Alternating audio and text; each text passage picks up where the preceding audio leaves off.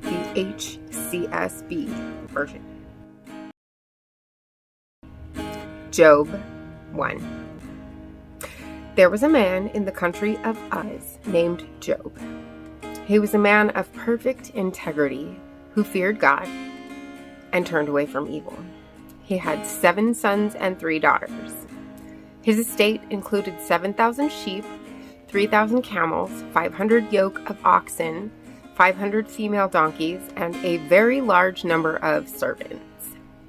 Job was the greatest man among all the people of the East. His sons used to take turns having banquets at their homes. They would send an invitation to their 3 sisters to eat and drink with them. Whenever a round of banqueting was over, Job would send for his children and purify them, rising early in the morning to offer burnt offerings for all of them. For Job thought, "Perhaps my children have sinned, having cursed God in their hearts." This was Job's regular practice.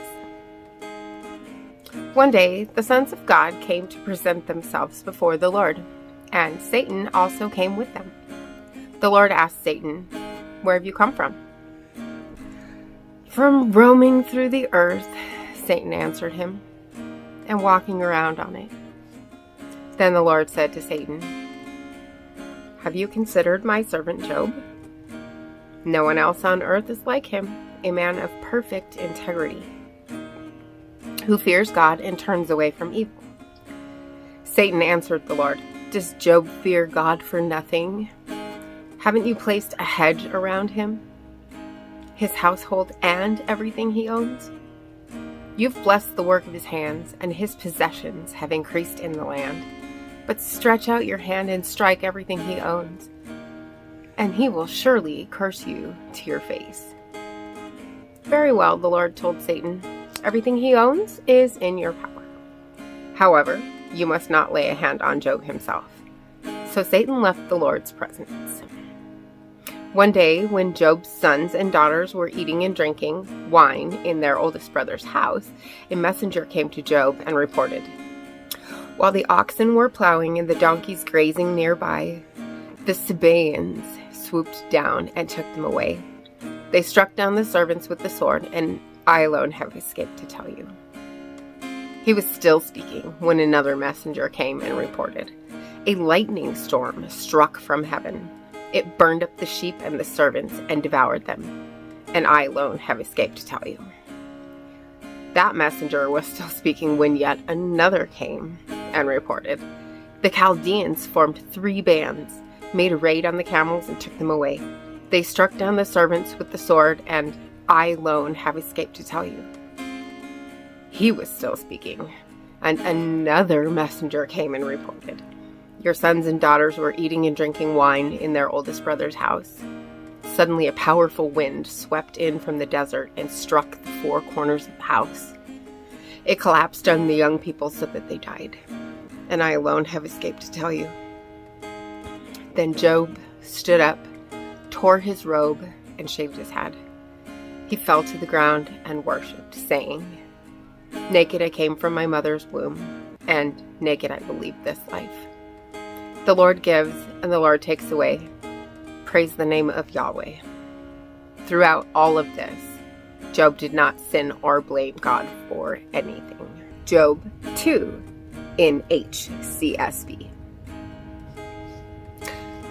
One day, the sons of God came again to present themselves before the Lord, and Satan also came with them to present himself before the Lord. The Lord asked Satan, "Where have you come from?" "From roaming through the earth," Satan answered him, "and walking around on it." Then the Lord said to Satan, "Have you considered my servant Job? No one else on earth is like him, a man of perfect integrity, who fears God and turns away from evil. He still retains his integrity, even though you incited me against him to destroy him without just cause." "Skin for skin," Satan answered the Lord. "A man will give up everything he owns in exchange for his own life. But stretch out your hand and strike his flesh and bones, and he will surely curse you to your face." "Very well," the Lord told Satan. "He's in your power. Only spare his life." So Satan left the Lord's presence and infected Job with terrible boils from the sole of his foot to the top of his head. Then Job took a piece of broken pottery to scrape himself while he sat among the ashes.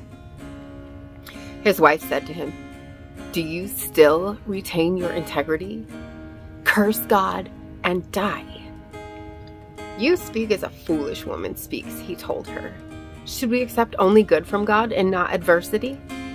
Throughout all this, Job did not sin in what he said. Now, when Job's 3 friends, Eliphaz the Temanite, Bildad the Shuhite, and Zophar the Naamathite, heard about all this adversity that had happened to him, each of them came from his home. They met together to go and sympathize with him and comfort him. When they looked from a distance, they could barely recognize him. They wept aloud, and each man tore his robe and threw dust into the air and on his head. Then they sat on the ground with him 7 days and nights. But no one spoke a word to him, because they saw that his suffering was very intense. Day 34. Job 30. After this, Job began to speak and curse the day he was born. He said, "May the day I was born perish, and the night when they said, 'A boy is conceived.' If only that day had turned to darkness. May God above not care about it or light shine on it. May darkness and gloom reclaim it, and a cloud settle over it. May an eclipse of the sun terrify it. If only darkness had taken that night away. May it not appear among the days of the year or be listed in the calendar. Yes, may that night be barren. May no joyful shout be heard in it. Let those who curse certain days cast a spell on it. Those who are skilled in rousing Leviathan, may its morning stars grow dark. May it wait for daylight, but have none. May it not see the breaking of dawn. For that night did not shut the doors of my mother's womb and hide sorrow from my eyes. Why was I not stillborn? Why didn't I die as I came from the womb? Why did the knees receive me, and why were there breasts for me to nurse? Now I would certainly be lying down in peace. I would be asleep. Then I would be at rest with the kings and counselors of the earth, who rebuilt ruined cities for themselves, or with princes who had gold, who filled their houses with silver. Or why was I not hidden like a miscarried child, like infants who never see daylight? There the wicked cease to make trouble, and there the weary find rest. The captives are completely at ease. They do not hear the voice of their oppressor. Both small and great are there. And the slave is set free from his master.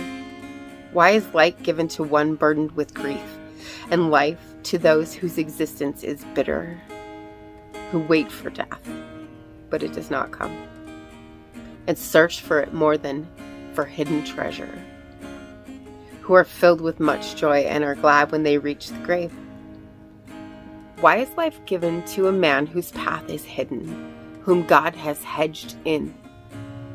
I sigh when food is put before me, and my groans pour out like water. For the thing I feared has overtaken me, and what I dreaded has happened to me. I cannot relax or be still. I have no rest, for trouble comes. Job 4. Then Eliphaz the Temanite replied, "Should anyone try to speak with you when you're exhausted? Yet who can keep from speaking? Indeed, you have instructed many and have strengthened weak hands. Your words have steadied the one who was stumbling and braced the knees that were buckling. But now that this has happened to you, you have become exhausted. It strikes you and you are dismayed. Isn't your piety your confidence, and the integrity of your life your hope? Consider, who has perished when he is innocent? Where have the honest been destroyed? In my experience, those who plow injustice and those who sow trouble reap the same. They perish at a single blast from God and come to an end with the breath of his nostrils. The lion may roar and the fierce lion growl, but the fangs of young lions are broken. The strong lion dies if it catches no prey, and the cubs of the lioness are scattered. A word was brought to me in secret. My ears caught a whisper of it. Among unsettling thoughts from visions in the night, when deep sleep descends on men, fear and trembling came over me and made all my bones shake. A wind passed by me, and I shuddered with fear. A figure stood there, but I could not recognize its appearance. A form loomed before my eyes. I heard a quiet voice. Can a person be more righteous than God, or a man more pure than his Maker? If God puts no trust in his servants and he charges his angels with foolishness, how much more those who dwell in clay houses, whose foundation is in the dust, who are crushed like a moth. They are smashed to pieces from dawn to dusk. They perish forever while no one notices. Are their tent cords not pulled up? They die without wisdom. Job 5. Call out if you please. Will anyone answer you? Which of the holy ones will you turn to? For anger kills a fool, and jealousy slays the gullible. I have seen a fool taking root, but I immediately pronounced a curse on his home. His children are far from safety. They are crushed at the city gate with no one to rescue them. The hungry consume his harvest, even taking it out of the thorns. The thirsty pant for his children's wealth. For distress does not grow out of the soil, and trouble does not sprout from the ground. But mankind is born for trouble, as surely as sparks fly upward. However, if I were you, I would appeal to God, and would present my case to him. He does great and unsearchable things, wonders without number. He gives rain to the earth and sends water to the fields. He sets the lowly on high, and mourners are lifted to safety. He frustrates the schemes of the crafty so that they achieve no success. He traps the wise in their craftiness so that the plans of the deceptive are quickly brought to an end. They encounter darkness by day, and they grope at noon as if it were night. He saves the needy from their sharp words and from the clutches of the powerful. So the poor have hope, and injustice shuts its mouth. See how happy the man is God corrects. So do not reject the discipline of the Almighty, for he crushes but also binds up. He strikes, but his hands also heal. He will rescue you from 6 calamities. No harm will touch you in 7. In famine, he will redeem you from death, and in battle from the power of the sword. You will be safe from slander and not fear destruction when it comes. You will laugh at destruction and hunger and not fear the animals of the earth. For you will have a covenant with the stones of the field, and the wild animals will be at peace with you. You will know that your tent is secure and nothing will be missing when you inspect your home. You will also know that your offspring will be many, and your descendants like the grass of the earth. You will approach the grave in full vigor as a stack of sheaves is gathered in its season. We have investigated this, and it is true. Hear it and understand it for yourself. Job 6. Then Job answered, If only my grief could be weighed, and my devastation placed with it in the scales. For then it would outweigh the sand of the seas. That is why my words are rash. Surely the arrows of the Almighty have pierced me. My spirit drinks their poison. God's terrors are arrayed against me. Does a wild donkey bray over fresh grass, or an ox low over its fodder? Is bland food eaten without salt? Is there flavor in an egg white? I refuse to touch them. They are like contaminated food.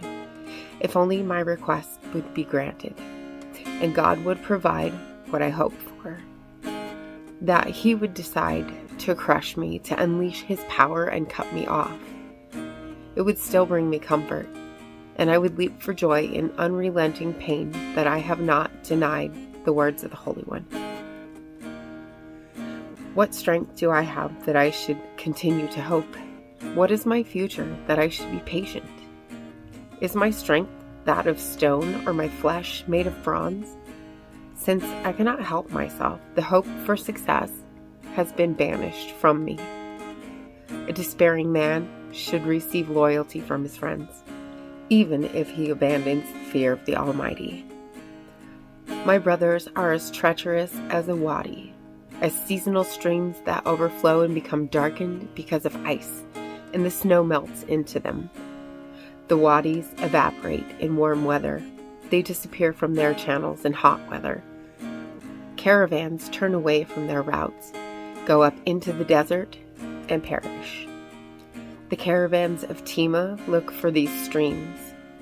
The traveling merchants of Sheba hope for them. They are ashamed because they had been confident of finding water. When they arrive there, they are frustrated. So this is what you have now become to me. When you see something dreadful, you are afraid. Have I ever said, "Give me something," or "Pay a bribe for me from your wealth," or "Deliver me from the enemy's power," or "Redeem me from the grasp of the ruthless"? Teach me and I will be silent. Help me understand what I did wrong. How painful honest words can be. But what does your rebuke prove? Do you think you can disprove my words, or that a despairing man's words are mere wind? No doubt you would cast lots for a fatherless child and negotiate a price to sell your friend. But now, please look at me. Would I lie to your face? Reconsider. My righteousness is still the issue. Is there injustice on my tongue, or can my palate not taste disaster?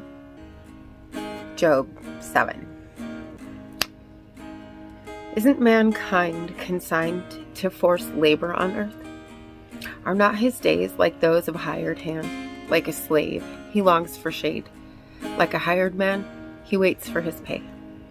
So I have been made to inherit months of futility, and troubled nights have been assigned to me. When I lie down, I think, when will I get up?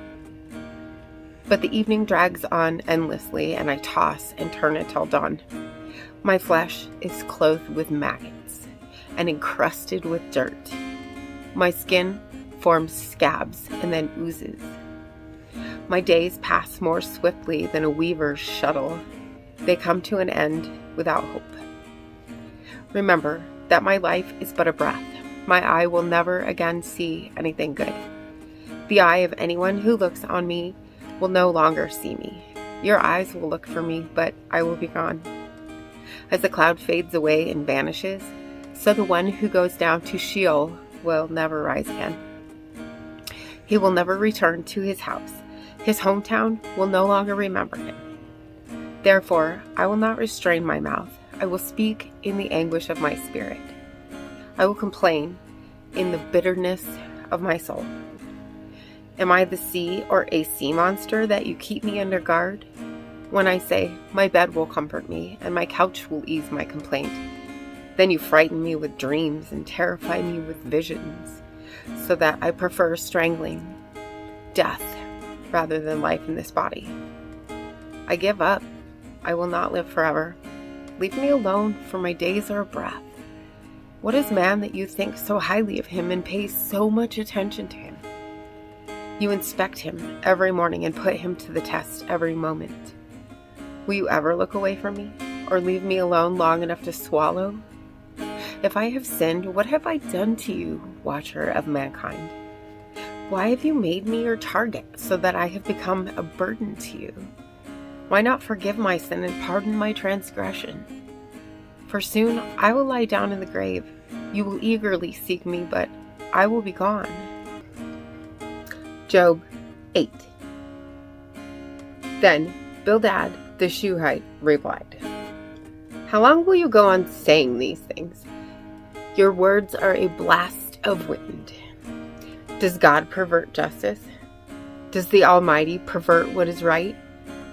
Since your children sinned against him, he gave them over to their rebellion. But if you earnestly seek God and ask the Almighty for mercy, if you're pure and upright, then he will move even now on your behalf and restore the home where your righteousness dwells. Then, even if your beginnings were modest, your final days will be full of prosperity. For ask the previous generation and pay attention to what their fathers discovered. Since we were born only yesterday and know nothing, our days on earth are but a shadow. Will they not teach you and tell you and speak from their understanding? Does papyrus grow where there is no marsh? Do reeds flourish without water? While still uncut shoots, they would dry up quicker than any other plant. Such is the destiny of all who forgot God. The hope of the godless will perish. His source of confidence is fragile. What he trusts in is a spider's web. He leans on his web, but it doesn't stand firm. He grabs it, but it does not hold up. He's a well-watered plant in the sunshine. His roots spread out over his garden. His roots are intertwined around a pile of rocks. He looks for a home among the stones. If he's uprooted from his place, it will deny knowing him, saying, I never saw you. Surely, this is the joy of his way of life, yet others will sprout from the dust. Look, God does not respect a person of integrity, and he will not support evildoers. He will yet fill your mouth with laughter and your lips with a shout of joy. Your enemies will be clothed with shame. The tent of the wicked will exist no longer. Job 9. Then Job answered, Yes, I know what you said is true, but how can a person be justified before God? If one wanted to take him to court, he could not answer God once in 1,000 times. God is wise and all-powerful. Who has opposed him and come out unharmed? He removes mountains without their knowledge, overturning them in his anger. He shakes the earth from its place, so that its pillars tremble. He commands the sun not to shine and seals off the stars. He alone stretches out the heavens and treads on the waves of the sea. He makes the stars, the Bear, Orion, the Pleiades, and the constellations of the southern sky. He does great and unsearchable things, wonders without number. If he passes by me, I wouldn't see him. If he goes right by, I wouldn't recognize him. If he snatches something, who can stop him? Who can ask him, What are you doing? God does not hold back his anger. Rahab's assistants cringe in fear beneath him. How then can I answer him or choose my arguments against him? Even if I were in the right, I could not answer. I could only beg my judge for mercy. If I summoned him and he answered me, I do not believe he would pay attention to what I said. He batters me with a whirlwind and multiplies my wounds without cause. He doesn't let me catch my breath, but soaks me with bitter experiences. If it is a matter of strength, look, he's the mighty one. If it is a matter of justice, who can summon him? Even if I were in the right, my own mouth would condemn me. If I were blameless, my mouth would declare me guilty. Though I'm blameless, I no longer care about myself. I renounce my life. It's all the same. Therefore, I say he destroys both the blameless and the wicked. When disaster brings sudden death, he mocks the despair of the innocent. The earth is handed over to the wicked. He blindfolds its judges. If it isn't he, then who is it? My days fly by faster than a runner. They flee without seeing any good. They sweep by like boats made of papyrus, like an eagle swooping down on its prey. If I said, I will forget my complaint, change my expression, and smile. I would still live in terror of all of my pains. I know you will not acquit me, since I will be found guilty. Why should I labor in vain? If I wash myself with snow and cleanse my hands with lye, then you dip me in a pit of mud, and my own clothes despise me. For he is not a man like me, that I can answer him, that we can take each other to court. There is no one to judge between us, to lay his hand on both of us. Let him take his rod away from me, so his terror will no longer frighten me. Then I would speak and not fear him, but that is not the case. I am on my own. Job 10. I am disgusted with my life. I will express my complaint and speak in the bitterness of my soul. I will say to God, do not declare me guilty. Let me know why you prosecute me. Is it good for you to oppress, to reject the work of your hands and favor the plans of the wicked? Do you have eyes of flesh, or do you see as a human sees? Are your days like those of a human, or your years like those of a man, that you look for my wrongdoing and search for my sin, even though you know that I am not wicked and that there is no one who can deliver from your hand? Your hands shaped me and formed me. Will you now turn and destroy me? Please remember that you formed me like clay. Will you now return me to dust? Did you not pour me out like milk and curdle me like cheese? You clothed me with skin and flesh and wove me together with bones and tendons. You gave me life and faithful love, and your care has guarded my life. Yet you conceal these thoughts in your heart. I know that this was your hidden plan. If I sin, you would notice and would not acquit me of my wrongdoing. If I'm wicked, woe to me. And even if I am righteous, I cannot lift up my head. I'm filled with shame and aware of my affliction. If I'm proud, you hunt me like a lion, and again display your miraculous power against me. You produce new witnesses against me and multiply your anger toward me. Hardships assault me, wave after wave. Why did you bring me out of the womb?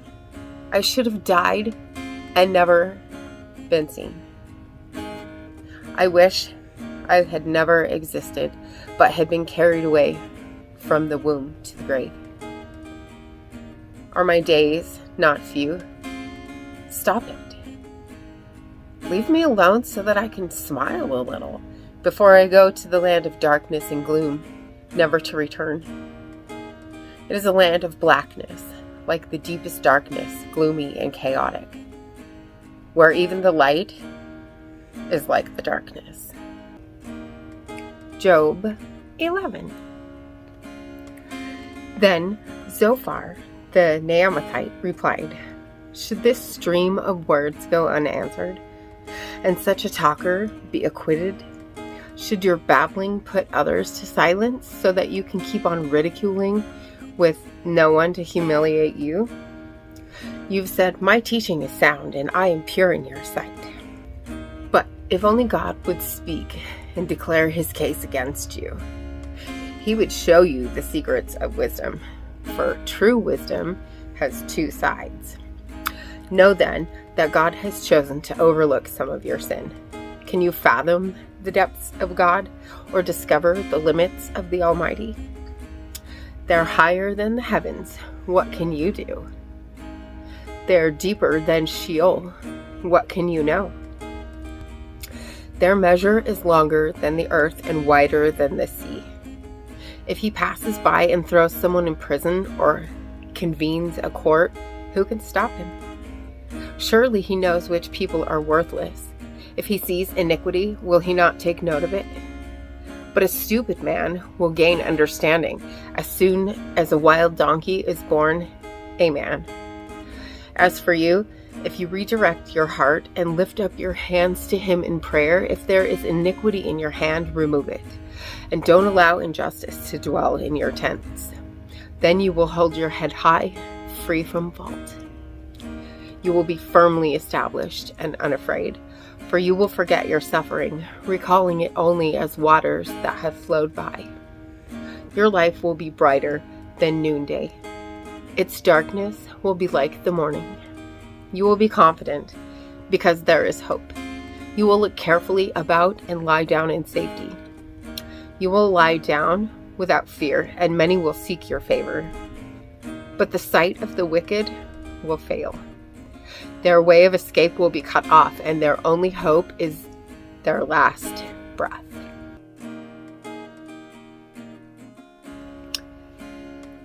Then Job answered, "No doubt you are the people, and wisdom will die with you. But I also have a mind. I'm not inferior to you. Who doesn't know the things you're talking about? I'm a laughing stock to my friends, by calling on God who answers me. The righteous and upright man is a laughing stock. The one who is at ease holds calamity in contempt and thinks it is prepared for those whose feet are slipping. The tents of robbers are safe, and those who provoke God are secure. God's power provides this. But ask the animals, and they will instruct you. Ask the birds of the sky, and they will tell you. Or speak to the earth, and it will instruct you. Let the fish of the sea inform you. Which of all these does not know that the hand of the Lord has done this? The life of every living thing is in his hand, as well as the breath of all mankind. Doesn't the ear test words as the palate tastes food? Wisdom is found with the elderly, and understanding comes with long life. Wisdom and strength belong to God. Counsel and understanding are his. Whatever he tears down cannot be rebuilt. Whatever he imprisons cannot be released. When he withholds the waters, everything dries up, and when he releases them, they destroy the land. True wisdom and power belong to him. The deceived and the deceiver are his. He leads counselors away barefoot and makes judges go mad. He releases the bonds put on by kings and fastens a belt around their waists. He leads priests away barefoot and overthrows established leaders. He deprives trusted advisors of speech and takes away the elders' good judgment. He pours out contempt on nobles and disarms the strong. He reveals mysteries from the darkness and brings the deepest darkness into the light. He makes nations great, then destroys them. He enlarges nations, then leads them away. He deprives the world's leaders of reason and makes them wander in a trackless wasteland. They grope around in darkness without light. He makes them stagger like drunken men. Job 13 and 14. Look, my eyes have seen all this. My ears have heard and understood it. Everything you know, I also know. I'm not inferior to you. Yet I prefer to speak to the Almighty and argue my case before God. But you coat the truth with lies. You are all worthless doctors. If only you would shut up and let that be your wisdom. Hear now my argument and listen to my defense. Would you testify unjustly on God's behalf? Or speak deceitfully for him? Would you show partiality to him or argue the case in his defense? Would it go well if he examined you? Could you deceive him as you would deceive a man? Surely he would rebuke you if you secretly showed partiality. Would God's majesty not terrify you? Would his dread not fall on you? Your memorable sayings are proverbs of ash.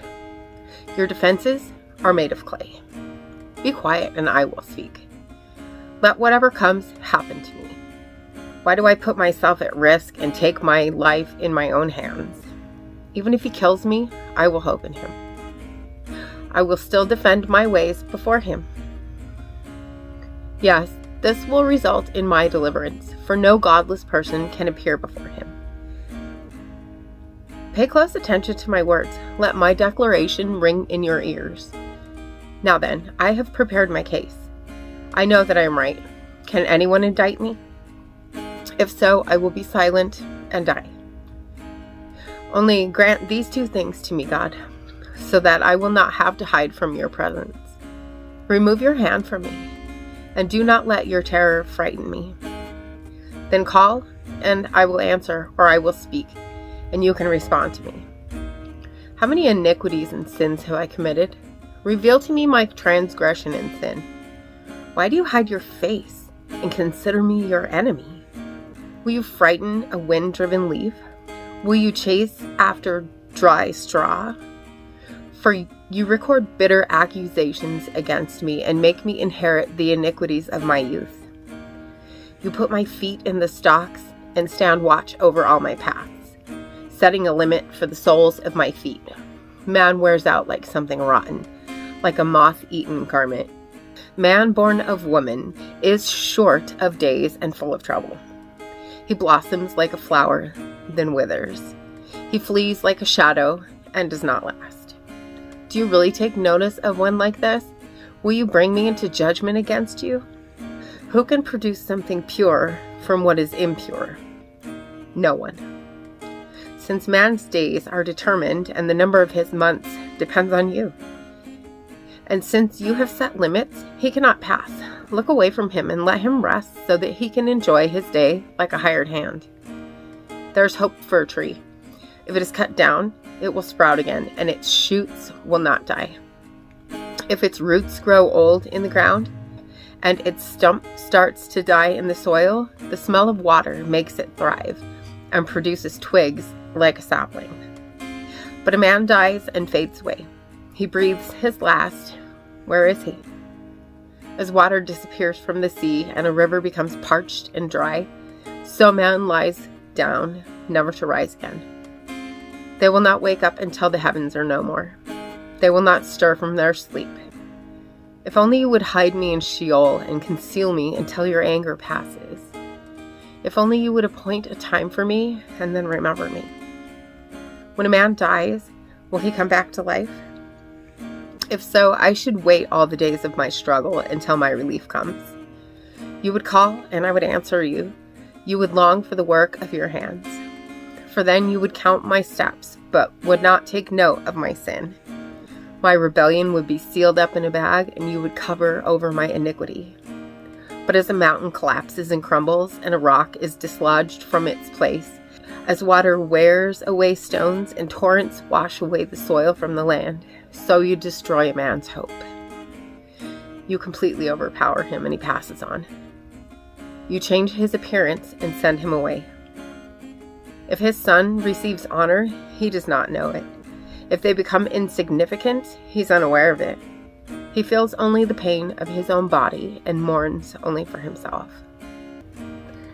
Job 15.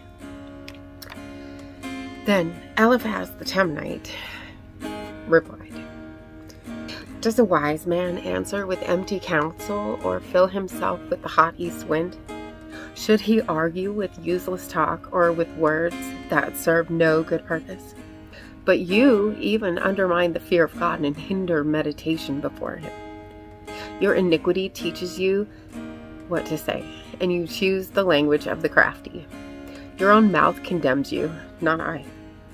Your own lips testify against you. Were you the first person ever born, or were you brought forth before the hills?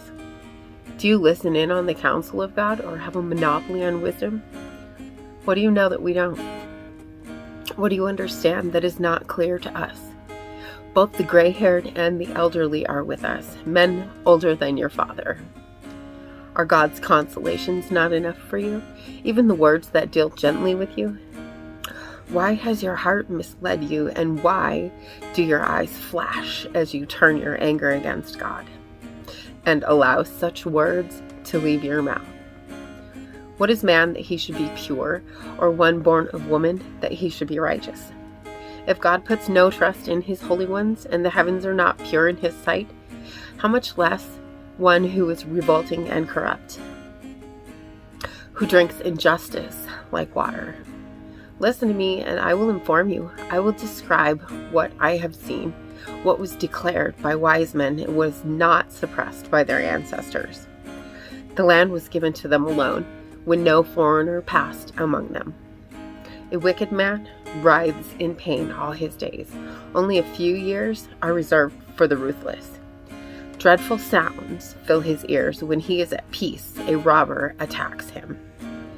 He doesn't believe he will return from darkness. He's destined for the sword. He wanders about for food, saying, "Where is it?" He knows the day of darkness is at hand. Trouble and distress terrify him, overwhelming him like a king prepared for battle. For he has stretched out his hand against God and has arrogantly opposed the Almighty. He rushes headlong at him with his thick, studded shields. Though his face is covered with fat and his waistline bulges with it, he will dwell in ruined cities, in abandoned houses, destined to become piles of rubble. He will no longer be rich. His wealth will not endure. His possessions will not increase in the land. He will not escape from the darkness. Flames will wither his shoots, and by the breath of God's mouth he will depart. Let him not put trust in worthless things, being led astray, for what he gets in exchange will prove worthless. It will be accomplished before his time, and his branch will not flourish.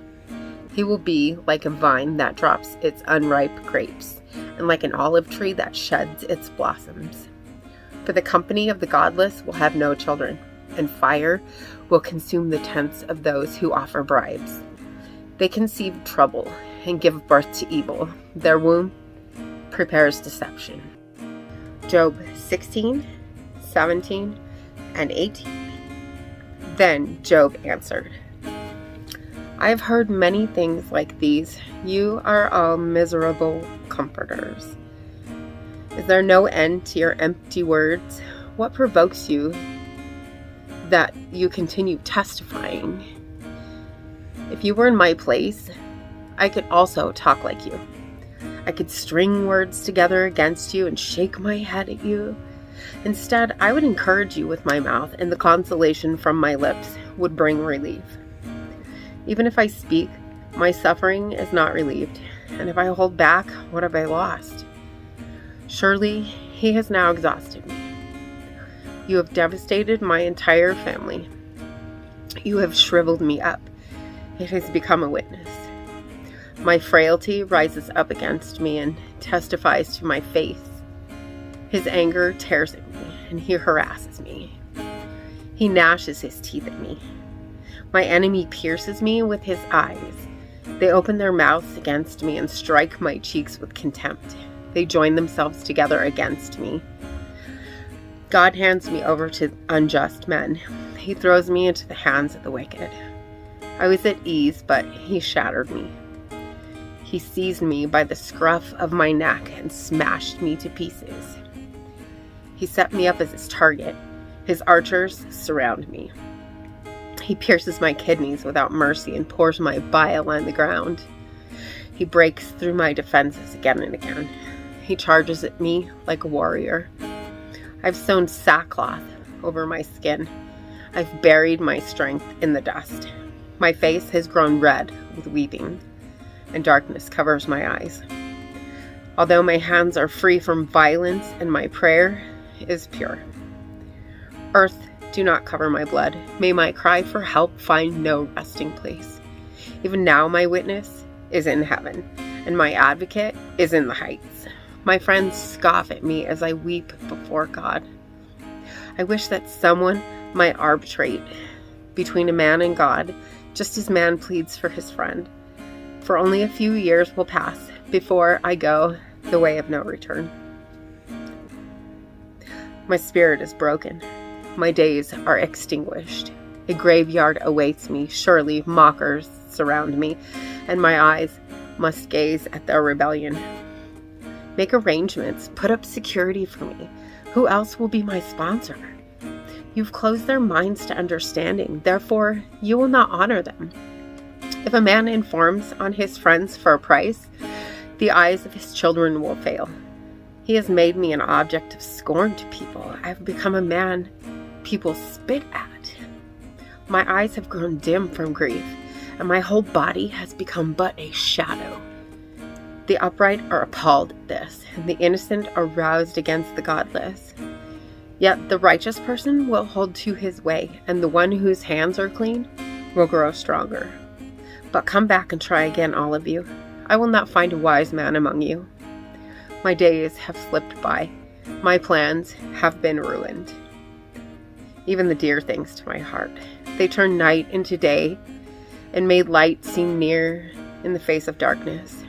If I await Sheol as my home, spread out my bed in darkness, and say to corruption, you are my father, and to the maggot, my mother and my sister. Where then is my hope? Who can see any hope for me? Will it go down to the gates of Sheol, or will we descend together to the dust? Then Bildad, the Shuhite, replied, how long until you stop talking? Show some sense, and then we can talk. Why are we regarded as cattle, as stupid in your sight? You who tear yourself in anger, should the earth be abandoned on your account? Or a rock be removed from its place? Yes, the light of the wicked is extinguished. The flame of his fire does not glow. The light in his tent grows dark, and the lamp beside him is put out. His powerful stride is shortened, and his own schemes trip him up. For his own feet lead him into a net, and he strays into its mesh. A trap catches him by the heel, a noose seizes him. A rope lies hidden for him on the ground, and a snare waits for him along the path. Terrors frighten him on every side and harass him at every step. His strength is depleted. Disaster lies ready for him to stumble. Parts of his skin are eaten away.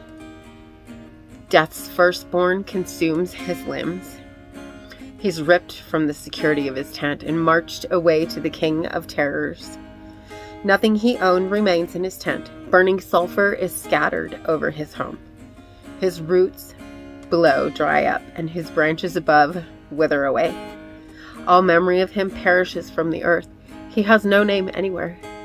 He is driven from light to darkness and chased from the inhabited world. He has no children or descendants among his people, no survivor where he used to live. Those in the west are appalled at his fate, while those in the east tremble in horror. Indeed, such is the dwelling of the unjust man, and this is the place of the one who does not know God. Job 19 and 20. Then Job answered, how long will you torment me and crush me with words? You have humiliated me 10 times now, and you mistreat me without shame. Even if it's true that I've sinned, my mistake concerns only me.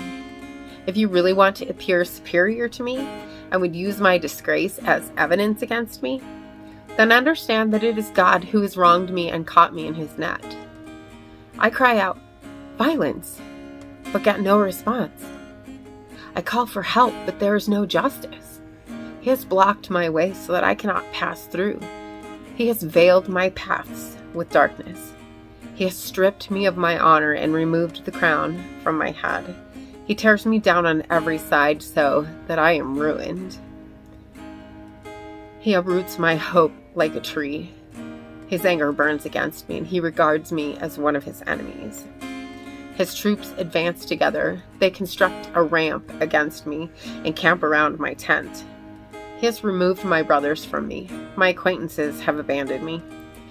My relatives stop coming by, and my close friends have forgotten me. My house guests and female servants regard me as a stranger. I'm a foreigner in their sight. I call for my servant, but he does not answer, even if I beg him with my own mouth. My breath is offensive to my wife, and my own family finds me repulsive. Even young boys scorn me. When I stand up, they mock me. All of my best friends despise me. and those I love have turned against me. My skin and my flesh cling to my bones. I have escaped by the skin of my teeth. Have mercy on me, my friends, have mercy, for God's hand has struck me. Why do you persecute me as God does? Will you never get enough of my flesh? I wish that my words were written down, that they were recorded on a scroll, or were inscribed in stone forever by an iron stylus and lead. But I know my living Redeemer, and he will stand on the dust at last. Even after my skin has been destroyed, yet I will see God in my flesh. I will see him myself. My eyes will look at him, and not as a stranger. My heart longs within me. If you say, how will we pursue him, since the root of the problem lies with him? Then be afraid of the sword, because wrath brings punishment by the sword, so that you may know there is a judgment. Then Zophar, the Naamathite, replied, this is why my unsettling thoughts compel me to answer, because I am upset. I have heard a rebuke that insults me, and my understanding makes me reply. Don't you know that ever since antiquity, from the time man was placed on the earth, the joy of the wicked has been brief, and the happiness of the godless has lasted only a moment? Though his arrogance reaches heaven and his head touches the clouds, he will vanish forever like his own dung. Those who know him will ask, where is he? He will fly away like a dream and never be found. He will be chased away like a vision in the night. The eye that saw him will see him no more, and his household will no longer see him. His children will beg from the poor, for his own hands must give back his wealth. His bones may be full of youthful vigor, but will lie down with him in the grave. Though evil tastes sweet in his mouth, and he conceals it under his tongue, though he cherishes it and will not let it go, but keeps it in his mouth, yet the food in his stomach turns into cobra's venom inside him. He swallows wealth, but must vomit it up. God will force it from his stomach. He will suck the poison of cobras. A viper's fangs will kill him. He will not enjoy the streams, the rivers flowing with honey and cream. He must return the fruit of his labor without consuming it. He doesn't enjoy the profits from his trading, for he oppressed and abandoned the poor. He seized a house he did not build. Because his appetite is never satisfied, he does not let anything he desires escape. Nothing is left for him to consume. Therefore, his prosperity will not last. At the height of his success, distress will come to him. The full weight of misery will crush him. When he fills his stomach, God will send his burning anger against him, raining it down on him while he's eating. If he flees from an iron weapon, an arrow from a bronze bow will pierce him. He pulls it out of his back, the flashing tip out of his liver. Terrors come over him. Total darkness is reserved for his treasures. A fire unfanned by human hands will consume him. It will feed on what is left of his tent. The heavens will expose his iniquity, and the earth will rise up against him. The possessions in his house will be removed, flowing away on the day of God's anger. This is the wicked man's lot from God, the inheritance God ordained for him. Job 21 and 22. Then Job answered, pay close attention to my words. Let this be the consolation you offer. Bear with me while I speak, then after I've spoken, you may continue mocking. As for me, is my complaint against a man? Then why shouldn't I be impatient? Look at me and shudder. Put your hand over your mouth. When I think about it, I'm terrified, and my body trembles in horror. Why do the wicked continue to live?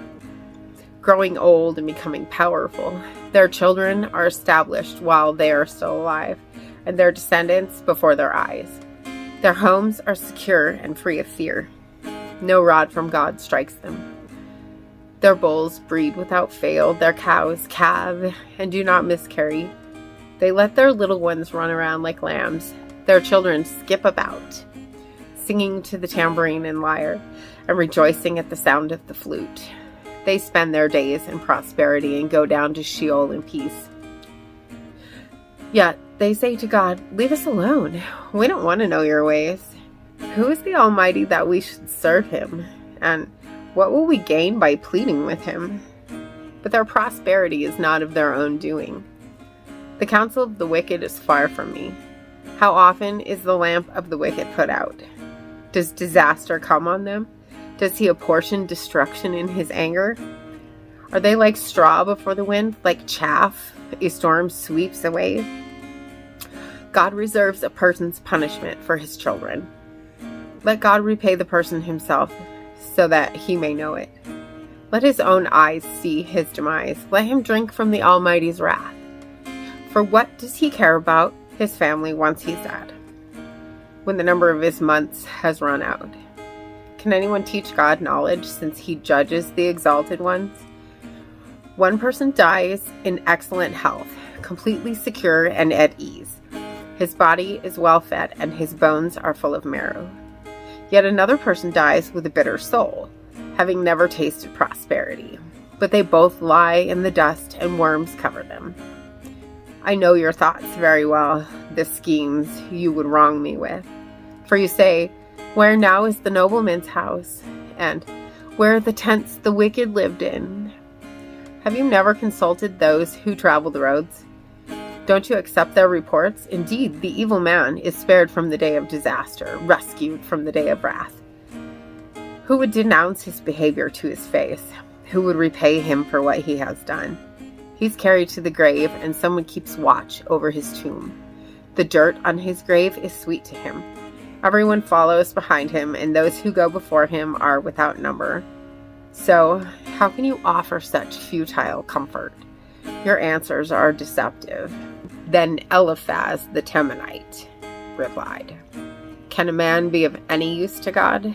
Can even a wise man be of use to him? Does it delight the Almighty if you are righteous? Does he profit if you perfect your behavior? Does he correct you and take you to court because of your piety? Isn't your wickedness abundant, and aren't your iniquities endless? For you took collateral from your brothers without cause, stripping off their clothes and leaving them naked. You gave no water to the thirsty and withheld food from the famished, while the land belonged to a powerful man and an influential man lived on it. You sent widows away empty-handed, and the strength of the fatherless was crushed. Therefore, snares surround you, and sudden dread terrifies you, or darkness, so you cannot see, and a flood of water covers you. Isn't God as high as the heavens? And look at the highest stars, how lofty they are. Yet you say, what does God know?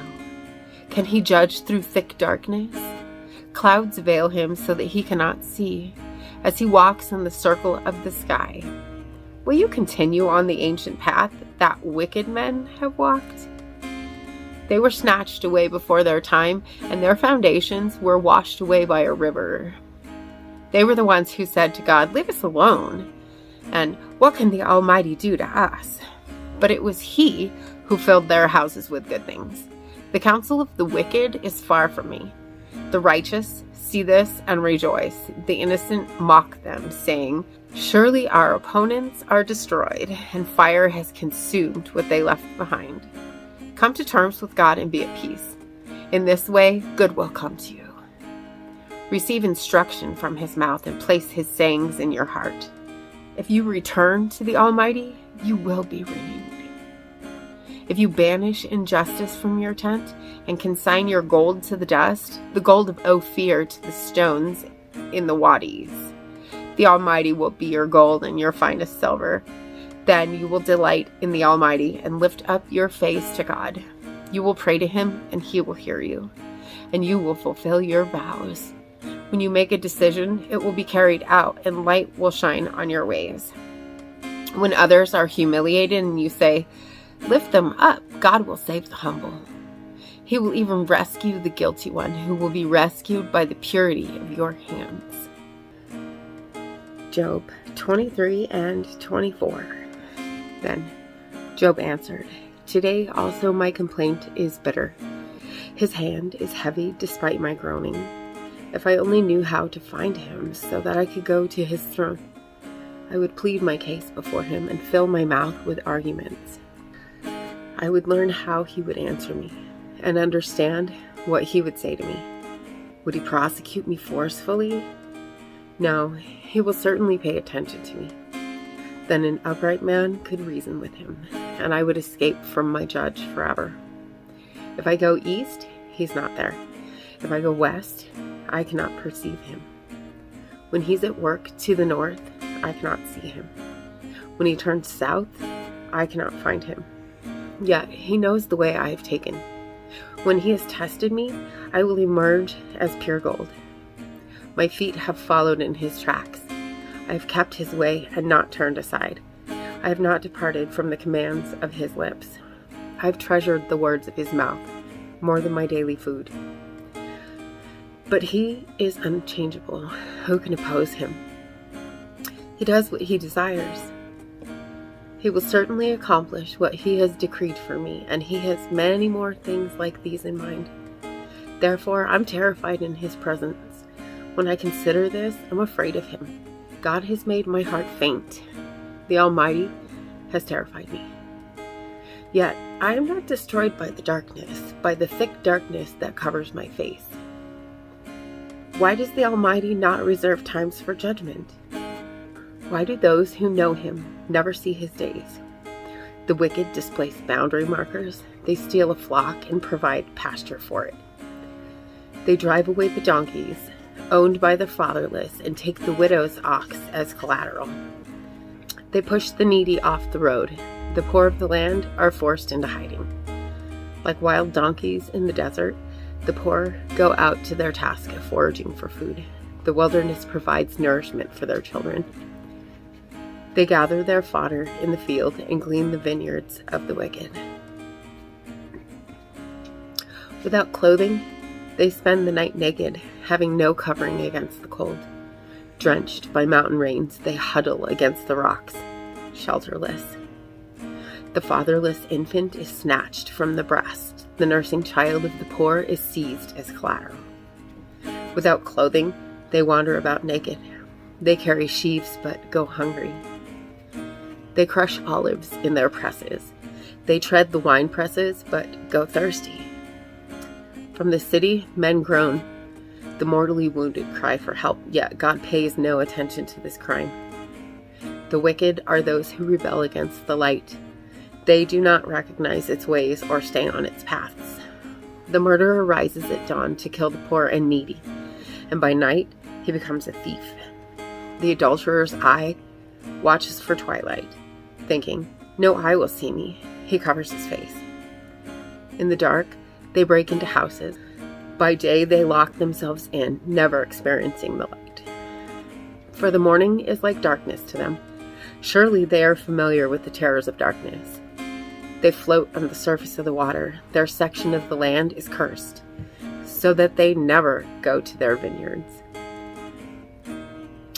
As dry ground and heat snatch away the melted snow, so Sheol steals those who have sinned. The womb forgets them. Worms feed on them. They are remembered no more. So injustice is broken like a tree.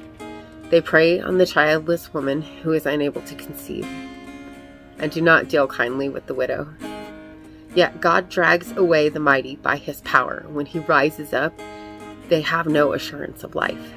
He gives them a sense of security, so they rely on it. But his eyes watch over their ways. They are exalted for a moment, then they're gone. They're brought low and shrivel up like everything else. They wither like heads of grain. If this is not true, then who can prove me a liar and show that my speech is worthless? Job 25, 26, and 27.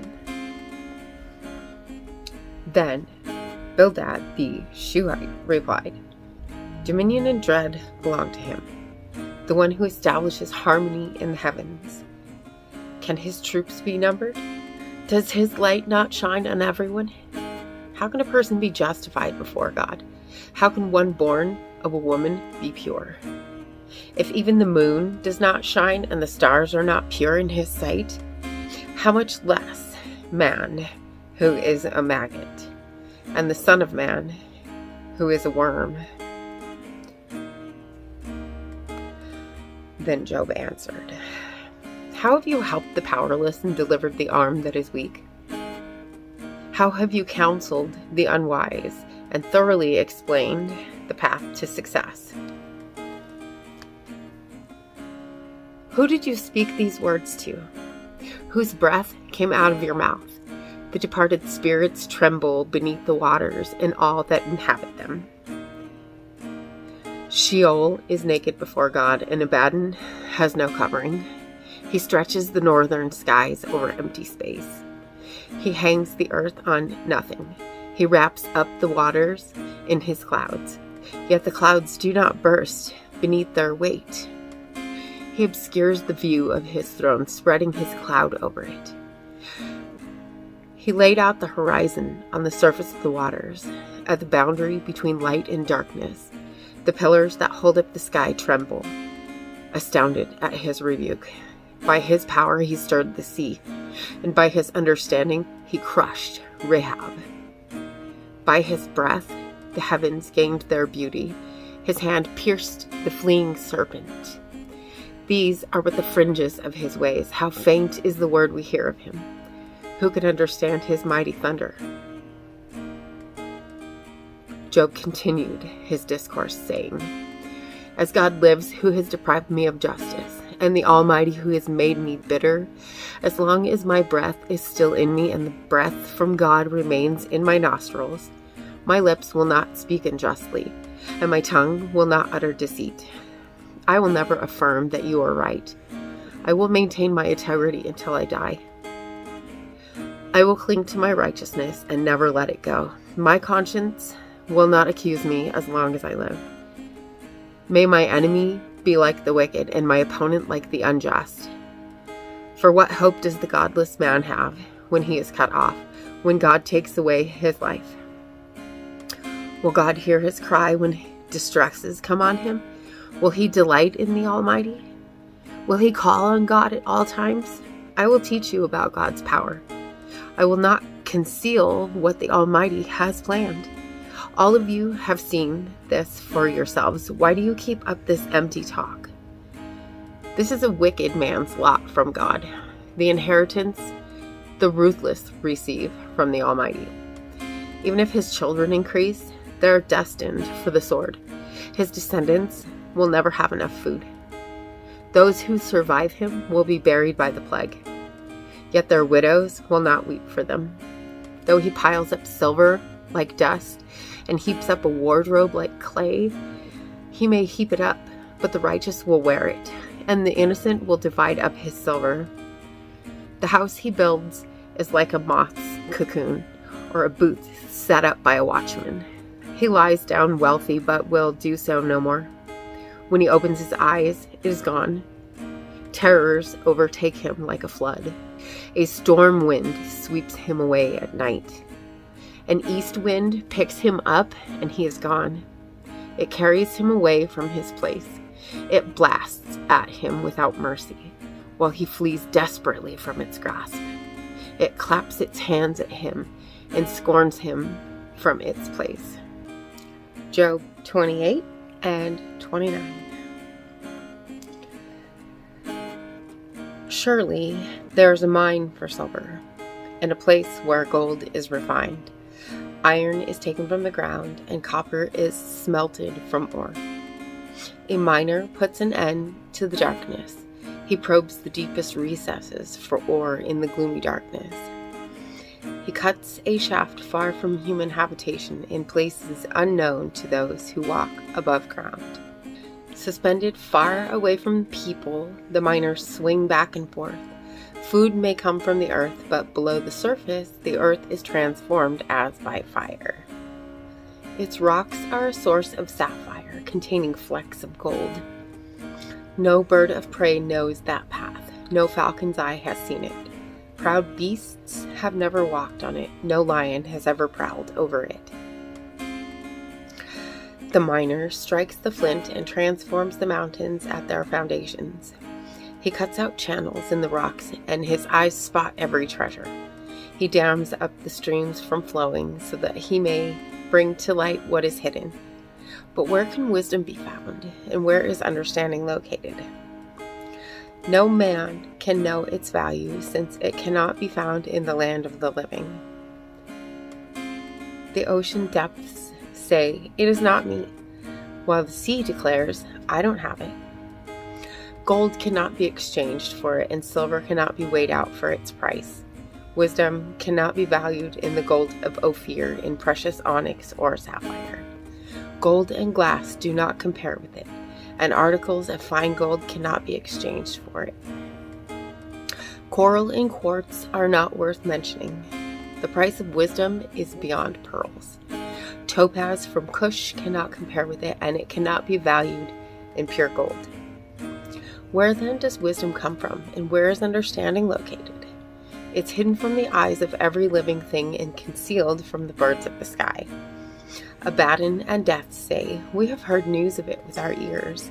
But God understands the way to wisdom, and he knows its location. For he looks to the ends of the earth and sees everything under the heavens. When God fixed the weight of the wind and limited the water by measure, when he established a limit for the rain and a path for the lightning, he considered wisdom and evaluated it. He established it and examined it. He said to mankind, "The fear of the Lord is this, wisdom, and to turn from evil is understanding." Job continued his discourse, saying, "If only I could be as in months gone by, in the days when God watched over me, when his lamp shone above my head, and I walked through darkness by his light. I would be as I was in the days of my youth, when God's friendship rested on my tent, when the Almighty was still with me and my children were around me, when my feet were bathed in cream and the rock poured out streams of oil for me. When I went out to the city gate and took my seat in the town square, the young men saw me and withdrew, while older men stood to their feet. City officials stopped talking and covered their mouths with their hands. The noblemen's voices were hushed, and their tongues stuck to the roof of their mouths. When they heard me, they blessed me, and when they saw me, they spoke well of me. For I rescued the poor man who cried out for help, and the fatherless child who had no one to support him. The dying man blessed me, and I made the widow's heart rejoice. I clothed myself in righteousness, and it enveloped me. My just decisions were like a robe and a turban. I was eyes to the blind and feet to the lame. I was a father to the needy, and I examined the case of the stranger. I shattered the fangs of the unjust and snatched the prey from his teeth. So I thought, I will die in my own nest and multiply my days as the sand. My roots will have access to water, and the dew will rest on my branches all night. My strength will be refreshed within me, and my bow will be renewed in my hand. Men listened to me with expectation, waiting silently for my advice. After a word from me, they did not speak again. My speech settled on them like dew. They waited for me as for the rain, and opened their mouths as for spring showers. If I smiled at them, they couldn't believe it. They were thrilled at the light of my countenance. I directed their course and presided as chief. I lived as a king among his troops, like one who comforts those who mourn.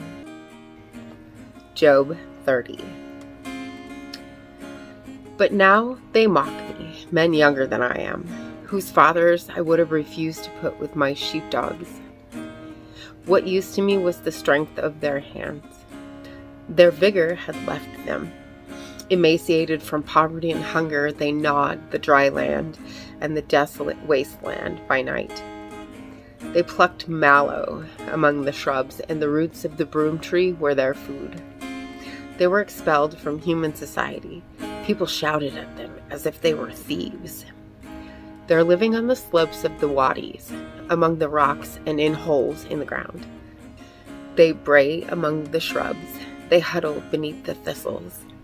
Foolish men, without even a name, they were forced to leave the land. Now I am mocked by their songs. I've become an object of scorn to them. They despise me and keep their distance from me. They do not hesitate to spit in my face. Because God has loosened my bowstring and oppressed me, they have cast off restraint in my presence. The rabble rise up at my right. They trap my feet and construct their siege ramp against me. They tear up my path. They contribute to my destruction without anyone to help them. They advance as through a gaping breach. They keep rolling in through the ruins. Terrors are turned loose against me. They chase my dignity away like the wind, and my prosperity has passed by like a cloud. Now my life is poured out before my eyes, and days of suffering have seized me. Night pierces my bones, but my gnawing pains never rest. My clothing is distorted with great force. He chokes me by the neck of my garment. He throws me into the mud, and I have become like dust and ashes. I cry out to you for help, but you do not answer me. When I stand up, you merely look at me. You have turned against me with cruelty. You harass me with your strong hand. You lift me up in the wind and make me ride it. You scatter me in the storm. Yes, I know that you will lead me to death, the place appointed for all who live. Yet no one would stretch out his hand against a ruined man when he cries out to him for help because of his distress. Have I not wept for those who have fallen on hard times? Has my soul not grieved for the needy? But when I hoped for good, evil came. When I looked for light, darkness came. I'm churning within and cannot rest. Days of suffering confront me. I walk about blackened, but not by the sun. I stood in the assembly and cried out for help. I've become a brother to jackals and a companion of ostriches. My skin blackens and flakes off, and my bones burn with fever. My lyre is used for mourning, and my flute for the sound of weeping. Job 31 and 32. I have made a covenant with my eyes. How then could I look at a young woman? For what portion would I have from God above? Or what inheritance from the Almighty on high? Doesn't disaster come to the unjust and misfortune to evildoers?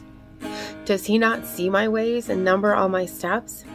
If I have walked in falsehood, or my foot has rushed to deceit, let God weigh me in accurate scales, and he will recognize my integrity.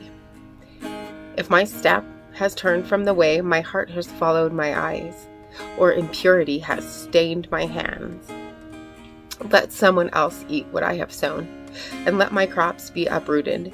If my heart has been seduced by my neighbor's wife, or I have lurked at his door, let my own wife grind grain for another man, and let another man sleep with her. For that would be a disgrace.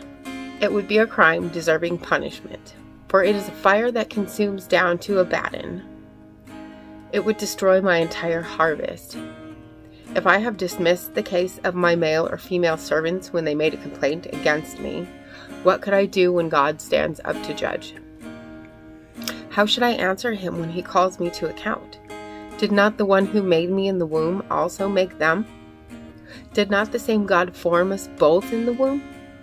If I have refused the wishes of the poor, or let the widow's eyes go blind, if I have eaten my few crumbs alone, without letting the fatherless eat any of it? For from my youth I raised him as his father, and since the day I was born I guided the widow. If I have seen anyone dying for lack of clothing, or a needy person without a cloak, if he did not bless me while warming himself with the fleece from my sheep, if I ever cast my vote against a fatherless child when I saw that I had support in the city gate, then let my shoulder blade fall from my back, and my arm be pulled from its socket. For disaster from God terrifies me, and because of his majesty, I could not do these things.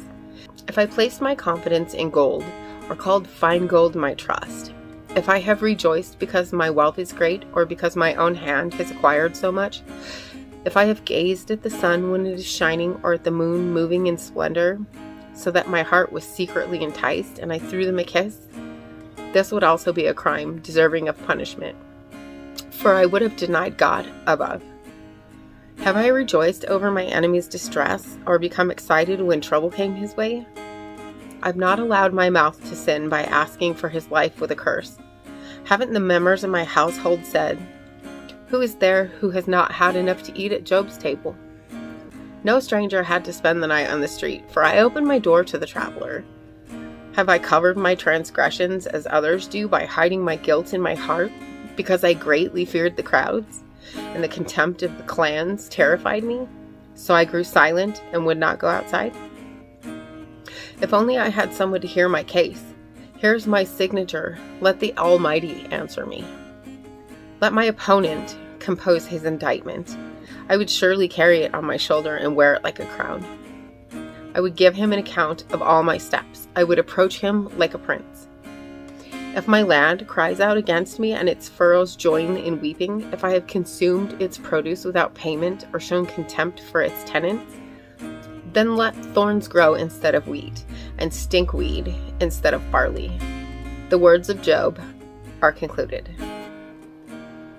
So these three men quit answering Job, because he was righteous in his own eyes. Then Elihu, son of Barachel, the Buzite, from the family of Ram, became angry.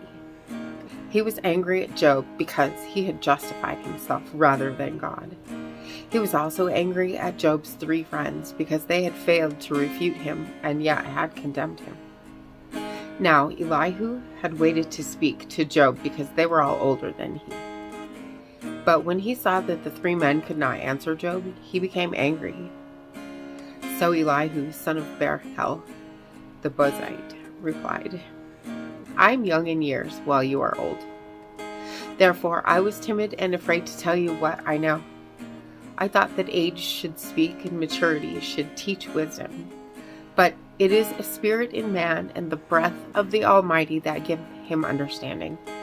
It is not only the old who are wise, or the elderly who understand how to judge. Therefore I say, listen to me. I too will declare what I know. Look, I waited for your conclusions. I listened to your insights as you sought for words. I paid close attention to you. Yet no one proved Job wrong. Not one of you refuted his arguments. So do not claim we have found wisdom. Let God deal with him, not man. But Job has not directed his argument to me, and I will not respond to him with your arguments." Job's friends are dismayed and can no longer answer. Words have left him. Should I continue to wait now that they are silent, now that they stand there and no longer answer? I too will answer. Yes, I will tell you what I know. For I am full of words, and my spirit compels me to speak. My heart is like unvented wine. It is about to burst like new wineskins. I must speak so that I can find relief. I must open my lips and respond. I will be partial to no one. I will not give anyone an undeserved title. For I do not know how to give such titles. Otherwise, my Maker would remove me in an instant. 33 and 34. But now, Job, pay attention to my speech and listen to all my words. I'm going to open my mouth. My tongue will form words on my palate. My words come from my upright heart, and my lips speak with sincerity what they know. The Spirit of God has made me, and the breath of the Almighty gives me life. Refute me if you can. Prepare your case against me. Take your stand. I'm just like you before God. I was also pinched off from a piece of clay. Fear of me should not terrify you. The pressure I exert against you will be light. Surely you have spoken in my hearing, and I've heard these very words. I am pure without transgression. I am clean and have no guilt. But he finds reasons to oppose me. He regards me as his enemy. He puts my feet in the stocks. He stands watch over all my paths. But I tell you that you are wrong in this matter, since God is greater than man. Why do you take him to court for not answering anything a person asks? For God speaks time and again, but a person may not notice it. In a dream, a vision in the night, when deep sleep falls on people as they slumber on their beds, he uncovers their ears at that time and terrifies them with warnings in order to turn a person from his actions and suppress his pride. God spares his soul from the pit, his life from crossing the river of death. A person may be disciplined on his bed with pain and constant distress in his bones, so that he detests bread and his soul despises his favorite food. His flesh wastes away to nothing, and his unseen bones stick out. He draws near to the pit, and his life to the executioners. If there is an angel on his side, one mediator out of 1,000, to tell a person what is right for him and be gracious to him and say, "Spare him from going down to the pit. I have found a ransom." Then his flesh will be healthier than in his youth, and he will return to the days of his youthful vigor. He will pray to God, and God will delight in him. That man will see his face with a shout of joy, and God will restore his righteousness to him. He will look at men and say, "I have sinned and perverted what was right, yet I did not get what I deserved. He redeemed my soul from going down to the pit, and I will continue to see the light." God certainly does all these things 2 or 3 times to a man in order to turn him back from the pit, so he may shine with the light of life. Pay attention, Job, and listen to me. Be quiet, and I will speak. But if you have something to say, answer me. Speak, for I would like to justify you. If not, then listen to me. Be quiet, and I will teach you wisdom. Then Elihu continued, saying, "Hear my words, you wise men, and listen to me, you knowledgeable ones. Doesn't the ear test words as the palate tastes food? Let us judge for ourselves what is right. Let us decide together what is good. For Job has declared, 'I am righteous,' yet God has deprived me of justice. Would I lie about my case? My wound is incurable, though I am without transgression. What man is like Job? He drinks derision like water. He keeps company with evildoers and walks with wicked men. For he has said, 'A man gains nothing when he becomes God's friend.' Therefore listen to me, you men of understanding. It is impossible for God to do wrong, and for the Almighty to act unjustly. For he repays a person according to his deeds, and he brings his ways on him. Indeed, it is true that God does not act wickedly, and the Almighty does not pervert justice. Who gave him authority over the earth? Who put him in charge of the entire world? If he put his mind to it and withdrew the spirit and breath he gave, every living thing would perish together, and mankind would return to the dust. If you have understanding, hear this. Listen to what I have to say. Could one who hates justice govern the world? Will you condemn the mighty, righteous one, who says to a king, 'Worthless man,' and to nobles, 'Wicked men'? God is not partial to princes and does not favor the rich over the poor, for they are all the work of his hands. They die suddenly in the middle of the night. People shudder, then pass away. Even the mighty are removed without effort, for his eyes watch over a man's ways, and he observes all his steps. There is no darkness, no deep darkness, where evildoers can hide themselves. God does not need to examine a person further, that one should approach him in court. He shatters the mighty without an investigation, and sets others in their place. Therefore, he recognizes their deeds and overthrows them by night, and they are crushed. In full view of the public, he strikes them for their wickedness, because they turned aside from following him and did not understand any of his ways, but caused the poor to cry out to him, and he heard the outcry of the afflicted. But when God is silent, who can declare him guilty? When he hides his face, who can see him? Yet he watches over both individuals and nations, so that godless men should not rule or ensnare the people. Suppose someone says to God, I have endured my punishment. I will no longer act wickedly. Teach me what I cannot see. If I have done wrong, I won't do it again. Should God repay you on your terms when you've rejected his? You must choose, not I. So declare what you know.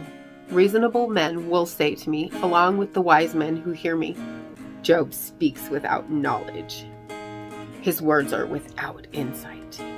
If only Job were tested to the limit, because his answers are like those of wicked men. For he adds rebellion to his sin. He scornfully claps in our presence, while multiplying his words against God. Job 35 and 36. Then Elihu continued, saying, Do you think it is just when you say, I am righteous before God? For you ask, what does it profit you, and what benefit comes to me if I do not sin? I will answer you and your friends with you. Look at the heavens and see. Gaze at the clouds high above you. If you sin, how does it affect God?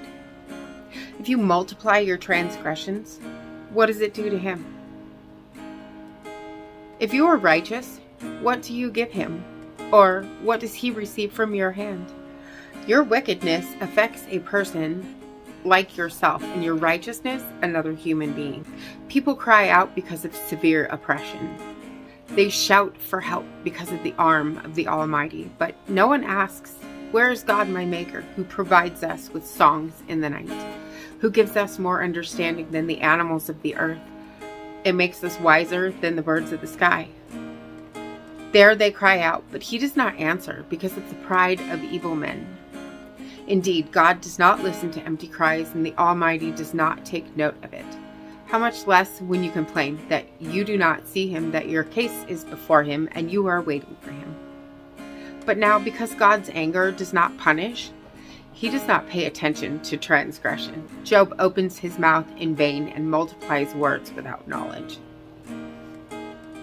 Then Elihu continued, saying, Be patient with me a little longer, and I will inform you, for there is still more to be said on God's behalf. I will get my knowledge from a distant place and ascribe justice to my Maker. For my arguments are without flaw. One who has perfect knowledge is with you. Yes, God Almighty. Oh, yes, God is mighty, but he despises no one. He understands all things. He does not keep the wicked alive, but he gives justice to the afflicted. He does not remove his gaze from the righteous, but he seats them forever with enthroned kings. He does not remove his gaze from the righteous, but he seats them forever with enthroned kings, and they are exalted. If people are bound with chains and trapped by the cords of affliction, God tells them what they have done and how arrogantly they have transgressed. He opens their ears to correction and insists they repent from iniquity. If they serve him obediently, they will end their days in prosperity and their years in happiness. But if they do not obey, they will cross the river of death and die without knowledge. Those who have a godless heart harbor anger. Even when God binds them, they do not cry for help. They die in their youth. Their life ends among male cult prostitutes. God rescues the afflicted by their affliction. He instructs them by their torment. Indeed, he lured you from the jaws of distress to a spacious and unconfined place. Your table was spread with choice food. Yet now you are obsessed with the judgment due the wicked. Judgment and justice have ceased you. Be careful that no one lures you with riches. Do not let a large ransom lead you astray. Can your wealth or all your physical exertion keep you from distress? Do not long for the night when nations will disappear from their places. Be careful that you do not turn to iniquity, for that is why you've been tested by affliction. Look, God shows himself exalted by his power. Who's a teacher like him? Who has appointed his way for him, and who has declared, you have done wrong? Remember that you should praise his work, which people have sung about. All mankind has seen it. People have looked at it from a distance. Yes, God is exalted beyond our knowledge. The number of his years cannot be counted. For he makes water drops evaporate. They distill the rain into its mist, which the clouds pour out and shower abundantly on mankind. Can anyone understand how the clouds spread out, or how the thunder roars from God's pavilion? See how he spreads his lightning around him and covers the depths of the sea. For he judges the nations with these. He gives food in abundance.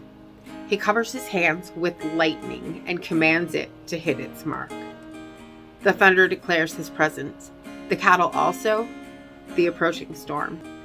Job 37. My heart pounds at this and leaps from my chest. Just listen to his thunderous voice and the rumbling that comes from his mouth. He lets it loose beneath the entire sky, his lightning to the ends of the earth. Then there comes a roaring sound.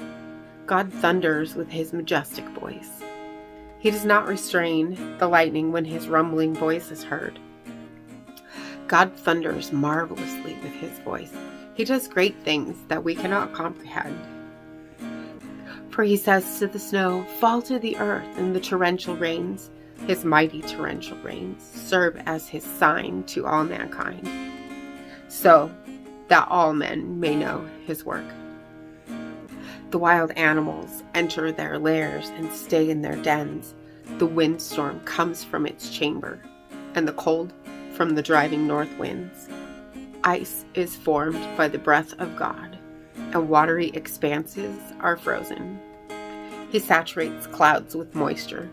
He scatters his lightning through them. They swirl about, turning round and round at his direction, accomplishing everything he commands them over the surface of the inhabited world. He causes this to happen for punishment for his land or for his faithful love. Listen to this, Job. Stop and consider God's wonders. Do you know how God directs the clouds or makes their lightning flash? Do you understand how the clouds float, those wonderful works of him who has perfect knowledge? You whose clothes get hot when the south wind brings calm to the land, can you help God spread out the skies as hard as a cast metal mirror?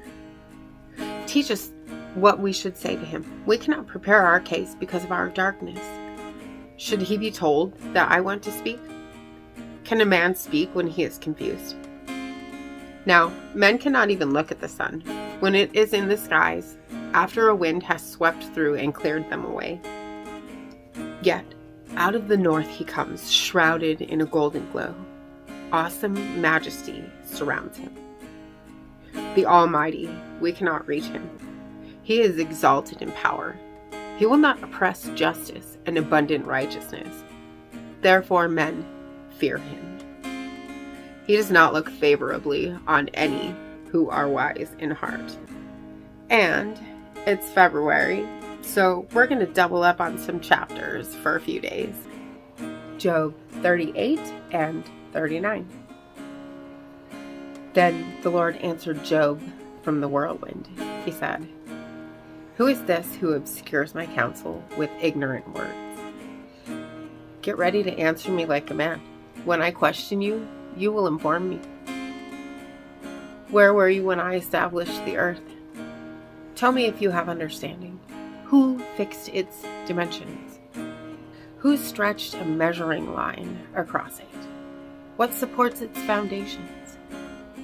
Or who laid its cornerstone while the morning stars sang together and all the sons of God shouted for joy? Who enclosed the sea behind doors when it burst from the womb? When I made the clouds its garment and thick darkness its blanket, when I determined its boundaries and put its bars and doors in place, when I declared, you may come this far, but no farther. Your proud waves stop here. Have you ever in your life commanded the morning or assigned the dawn its place, so it may seize the edges of the earth and shake the wicked out of it? The earth is changed as clay is by a seal. Its hills stand out like the folds of a garment. Light is withheld from the wicked, and the arm raised in violence is broken. Have you traveled to the sources of the sea, or walked in the depths of the oceans? Have the gates of death been revealed to you? Have you seen the gates of the deep darkness? Have you comprehended the extent of the earth? Tell me if you know all of this. Where's the road to the home of light? Do you know where darkness lives, so you can lead it back to its border? Are you familiar with the path to its home? Don't you know? You were born already. You've lived so long. Have you entered the place where the snow is stored? Or have you seen the storehouses of hail, which I hold in reserve for times of trouble, for the day of warfare and battle? What road leads to the place where light is dispersed? Where's the source of the east wind that spreads across the earth? Who cuts a channel for the flooding rain or clears the way for lightning to bring rain on an uninhabited land, on a desert with no human life, to satisfy the parched wasteland and cause the grass to sprout? Does the rain have a father? Who fathered the drops of dew? Whose womb did the ice come from? Who gave birth to the frost of heaven when water becomes as hard as stone, and the surface of the watery depths is frozen? Can you fasten the chains of Pleiades, or loosen the belt of Orion? Can you bring out the constellations in their season, and lead the bear and her cubs? Do you know the laws of heaven? Can you impose its authority on earth? Can you command the clouds so that a flood of water covers you? Can you send out lightning bolts and they go? Do they report to you? Here we are. Who put wisdom in the heart, or gave the mind understanding? Who has the wisdom to number the clouds? Or who can tilt the water jars of heaven when the dust hardens like cast metal and the clods of dirt stick together? Can you hunt prey for a lioness, or satisfy the appetite of young lions when they crouch in their dens and lie in wait within their lairs? Who provides the raven's food when its young cry out to God and wander about for lack of food? Do you know when the mountain goats give birth? Have you watched the deer in labor? Can you count the months they are pregnant so you can know the time they give birth? They crouch down to give birth to their young. They deliver their newborn. Their offspring are healthy and grow up in the open field. They leave and do not return. Who set the wild donkey free? Who released the swift donkey from its harness? I made the wilderness its home, and the salty wasteland its dwelling. It scoffs at the noise of the village and never hears the shouts of a driver. It roams the mountains for its pasture land, searching for anything green. Would the wild ox be willing to serve you? Would it spend the night by your feeding trough? Can you hold the wild ox to a furrow by its harness? Will it plow the valleys behind you? Can you depend on it because its strength is great? Would you leave it to do your hard work? Can you trust the wild ox to harvest your grain and bring it to your threshing floor? The wings of the ostrich flap joyfully, but are her feathers and plumage like the stork's? She abandons her eggs on the ground and lets them be warmed in the sand. She forgets that a foot may crush them, or that some wild animal may trample them. She treats her young harshly, as if they were not her own, with no fear that her labor may have been in vain. For God has deprived her of wisdom.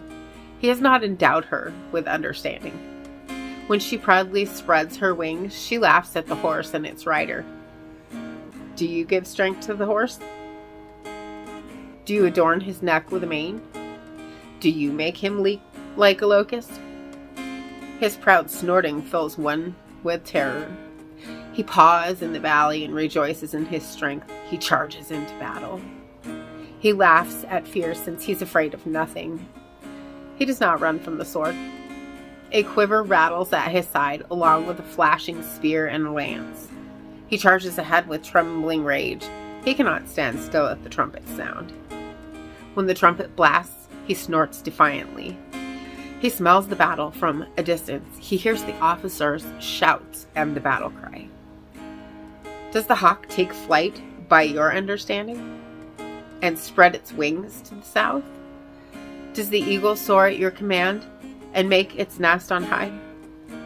It lives on a cliff where it spends the night. Its stronghold is on a rocky crag.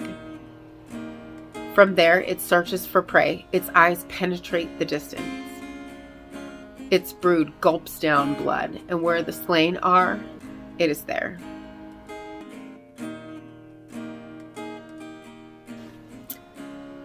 The Lord answered Job, will the one who contends with the Almighty correct him? Let him who argues with God give an answer. Then Job answered the Lord, I am so insignificant. How can I answer you? I place my hand over my mouth. I have spoken once, and I will not reply. Twice, but now I can add nothing. Then the Lord answered Job from the whirlwind. Get ready to answer me like a man. When I question you, you will inform me. Would you really challenge my justice? Would you declare me guilty to justify yourself? Do you have an arm like God's? Can you thunder with a voice like his? Adorn yourself with majesty and splendor, and clothe yourself with honor and glory. Unleash your raging anger. Look on every proud person and humiliate him. Look on every proud person and humble him. Hide them together in the dust, imprison them in the grave. Then I will confess to you that your own right hand can deliver you. Look at Behemoth, which I made along with you. He eats grass like an ox. Look at the strength of his loins and the power in the muscles of his belly. He stiffens his tail like a cedar tree. The tendons of his thighs are woven firmly together. His bones are bronze tubes. His limbs are like iron rods. He is the foremost of God's works. Only his maker can draw the sword against him. The hills yield food for him, while all sorts of wild animals play there. He lies under the lotus plants, hiding in the protection of marshy reeds. Lotus plants cover him with their shade. The willows by the brook surround him. Though the river rages, Behemoth is unafraid. He remains confident, even if the Jordan surges up to his mouth. Can anyone capture him while he looks on, or pierce his nose with snares? Can you pull in Leviathan with a hook? Or tie his tongue down with a rope? Can you put a cord through his nose, or pierce his jaw with a hook? Will he beg you for mercy, or speak softly to you? Will he make a covenant with you so that you can take him as a slave forever? Can you play with him like a bird, or put him on a leash for your girls? Will traders bargain for him, or divide him among the merchants? Can you fill his hide with harpoons, or his head with fishing spears? Lay a hand on him. You will remember the battle and never repeat it. Any hope of capturing him proves false. Does a person not collapse at the very sight of him? No one is ferocious enough to rouse Leviathan. Who then can stand against me?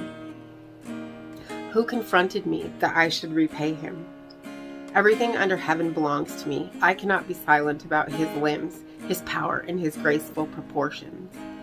Who can strip off his outer covering? Who can penetrate his double layer of armor? Who can open his jaws surrounded by those terrifying teeth? His pride is in his rows of scales closely sealed together. One scale is so close to another that no air can pass between them. They're joined to one another so closely connected that they cannot be separated. His snorting flashes with light, while his eyes are like rays of dawn.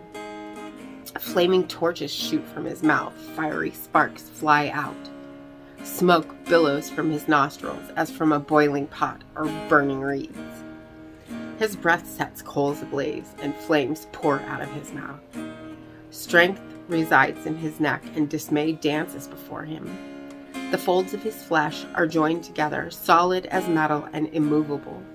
His heart is as hard as a rock, as hard as a lower millstone. When Leviathan rises, the mighty are terrified. They withdraw because of his thrashing. The sword that reaches him will have no effect, nor will a spear, dart, or arrow. He regards iron as straw, and bronze as rotten wood. No arrow can make him flee. Sling stones become like stubble to him. A club is regarded as stubble, and he laughs at the sound of a javelin. His undersides are jagged potsherds, spreading the mud like a threshing sledge. He makes the depths seethe like a cauldron. He makes the sea like an ointment jar. He leaves a shining wake behind him. One would think the deep had gray hair. He has no equal on earth, a creature devoid of fear. He surveys everything that is haughty. He's king over all the proud beasts. Job 42. Then Job replied to the Lord, I know that you can do anything, and no plan of yours can be thwarted. You asked, who is this who conceals my counsel with ignorance? Surely I spoke about things I did not understand, things too wonderful for me to know. You said, listen now, and I will speak. When I question you, you will inform me. I had heard rumors about you, but now my eyes have seen you. Therefore, I take back my words and repent in dust and ashes. After the Lord had finished speaking to Job, he said to Eliphaz the Temanite, I am angry with you and your two friends, for you have not spoken the truth about me as my servant Job has. Now take 7 bulls and 7 rams, go to my servant Job, and offer a burnt offering for yourselves. Then my servant Job will pray for you. I will surely accept his prayer and not deal with you as your folly deserves. For you have not spoken the truth about me, as my servant Job has. Then Eliphaz the Temanite, Bildad the Shuhite, and Zophar the Naamathite went and did as the Lord had told them. And the Lord accepted Job's prayer. After Job had prayed for his friends, the Lord restored his prosperity and doubled his previous possessions. All his brothers, sisters, and former acquaintances came to the house and dined with him in his house. They sympathized with him and comforted him concerning all the adversity the Lord had brought on him. Each one gave him a kesitah and a gold earring. So the Lord blessed the last part of Job's life more than the first. He owned 14,000 sheep, 6,000 camels, 1,000 yoke of oxen, and 1,000 female donkeys. He also had 7 sons and 3 daughters. He named his first daughter Jemimah, his second Keziah, and his third Keren Happuch. No woman as beautiful as Job's daughters could be found in all the land. And their father granted them an inheritance with their brothers. Job lived 140 years after this and saw his children and their children to the 4th generation. Then Job died, old and full of days.